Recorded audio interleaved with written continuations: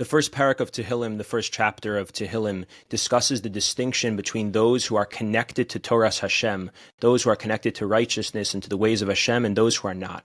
And it emphasizes the importance of staying in a surrounding oneself with those who are connected to these righteous ways, to the Torah of Hashem, and distancing oneself from those who are not. That in itself, I think, has important relevance for the situation that we're in right now. But it's the next psukim that I want to focus on, which is where it says in this parak of Tehillim, it says that those who are connected to the Torah of Hashem, they are like a tree that is planted next to a stream of water. And it describes that the tree next to water, its fruit will come out in its time, be'ito, and its leaves will not wither, and everything that it does will eventually come to success. And there's one word that I want to emphasize, be'ito, I think is so important for us and so important for us to daven over, which is that this tree will come to its fruition in its time.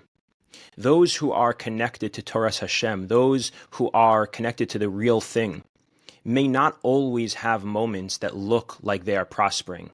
They may not always look like everything is going exactly the way that we want it to go, the way that it seems that it should go. There may be much more difficult moments. It's not always going to be blossoming in the most obvious ways on a surface level. But the tree that is deeply rooted next to the stream of water, what this parak of Tehillim is saying is that the tree is something that's described. The tree is something solid. A tree is something with deep roots. A tree next to water is something that has the nourishment that it needs. And all of that is in contrast to the next pasuk, which says, Lo kain harishayim. This is not true of those who are not connected to Torah's Hashem. Kim kamotz asher titifenu ruach. Rather, those people are like the chaff that gets blown over in the wind. There may be a moment in time where those people, the Rishayim, have what seems like success.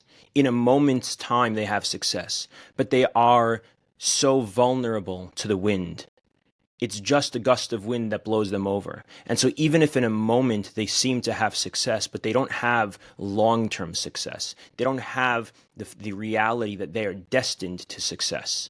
What this parak of Tehillim is saying, and what we're really davening for, and we're asking Hashem, that it should be, be'ito should be soon, that be'ito should be soon, that we should be, that those who are connected to Torah's Hashem, which is all of Klal Yisrael, and increasingly, in more obvious ways, all of Klal Yisrael is becoming like that eitz shasul al palgei mayim, like that tree that is rooted deeply next to the riverbank that's connected to Torah's Hashem, and because of that, whether it's now, we don't know when it'll be, but be'ito, there will be its time, in its proper time. That's not always on the timeline or the calendar that we would wish for, or that we can understand, or that we can see.